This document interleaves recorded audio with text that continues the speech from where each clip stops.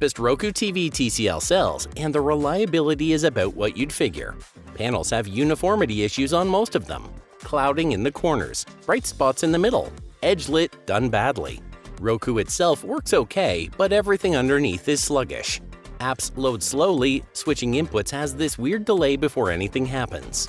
Wi-Fi problems constantly. Like enough that people just run actual Ethernet cables to these because wireless won't stay connected reliably. Some units have this thing where they won't turn on after being off all night. Every morning, you gotta unplug and plug back in. That's a real thing people actually do every single day with these. Spending like $50 more gets you the 5 series, and that's not perfect either, but it's noticeably better. 4 series feels like a trap, saving money up front but then dealing with stuff constantly. Okay, this one's weird because some U6K units are genuinely good TVs, and some of them are complete disasters. There's no way to know which one you're gonna get, it's just random.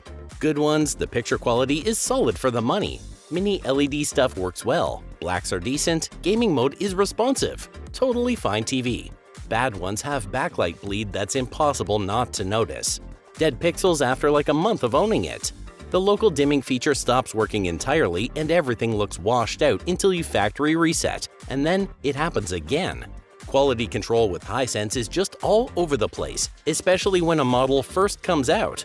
Early batches have more problems usually, later ones improve. But you're not gonna know which batch you're buying. Could be great, could be multiple trips back to the store.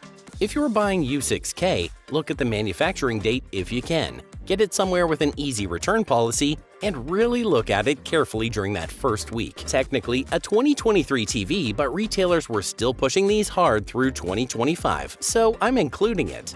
B3 is LG's entry point for OLED, and it has issues the more expensive LG OLEDs don't have. Brightness is low.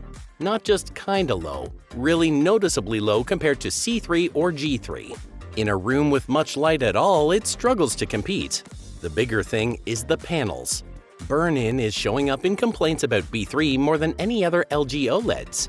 Maybe they're using lower-grade panels for this one. Maybe people using them aren't being careful with screensavers and stuff.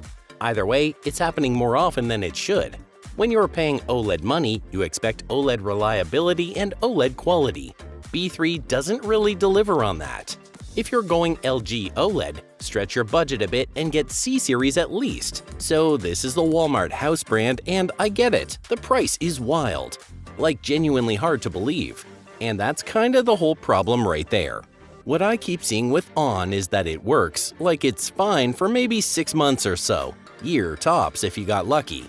Then random stuff starts happening and it's always something different. Picture decides to cut out. Sound gets desynced from what's on screen, which is so annoying. Remote stops doing anything. And I'm not making this up, but there's this whole thing where these TVs turn themselves on in the middle of the night, like 3 a.m., and people are genuinely dealing with that.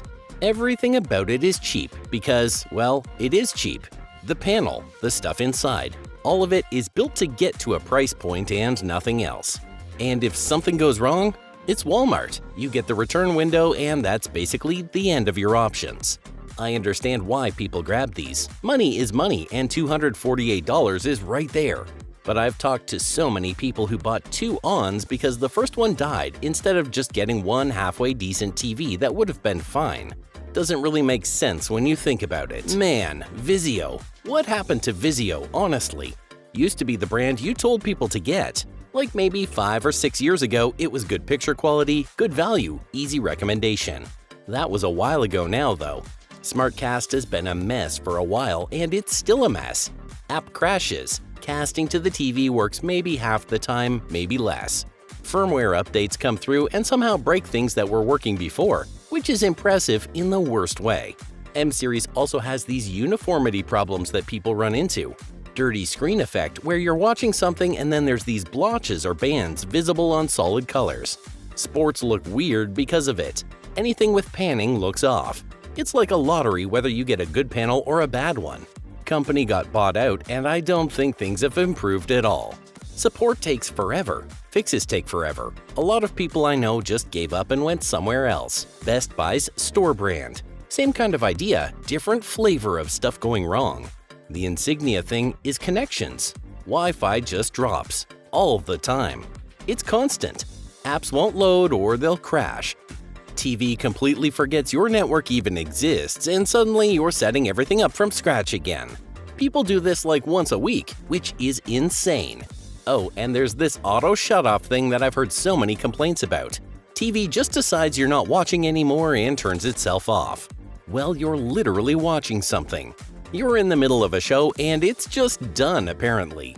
The settings to stop it from doing that are buried in menus somewhere, and even when you find them, they don't always work. The Fire TV interface gets sluggish too after you've had it a while. Everything slows down. Opening apps takes forever, menus are laggy, and it only gets worse the longer you own the thing. It's a cheap TV and it acts like a cheap TV. If you're going in knowing that, okay, fine, but most people aren't expecting this level of hassle.